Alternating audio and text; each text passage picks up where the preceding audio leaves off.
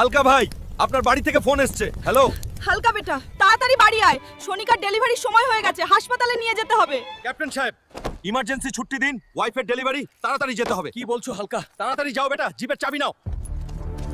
সোনিকা, কাঁদিস না, আমি এসে গেছি, এখনই হাসপাতাল নিয়ে যাচ্ছি। সোনিকা, কাঁদিস না, কিচ্ছু হবে না। ডাক্তার সাহেব কোথায়? তাড়াতাড়ি আসুন, এটা সিরিয়াস কেস, সিজার করতে হবে। হালকা বেটা, টেনশন করিস না, আল্লাহর উপর ভরসা রাখ, সব ঠিক হয়ে যাবে। হ্যালো, কে? হালকা, তোমাকে আজ রাতের মধ্যে ডিউটি জয়েন করতে হবে। পাকিস্তান থেকে বর্ডারে হামলা করেছে, শিগগিরই চলে আস। বেটা, তুই কোথায় যাচ্ছিস? সোনিকাকে এই হালতে ছেড়ে? মা, আমাকে রোকো না, এক ফৌজির জন্য দেশই সব। আপনি আমার জন্য দোয়া করুন। হালকা, বর্ডারের হালত পুরোপুরি বিগড়ে গেছে, এখনই রুখতে হবে, না হলে ভারতের জন্য মারাত্মক বিপদ। তাড়াতাড়ি পজিশন নে।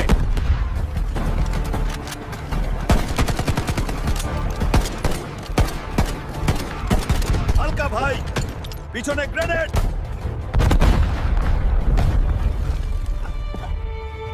হালকা, দেখো আমাদের কত সুন্দর ছেলে হয়েছে।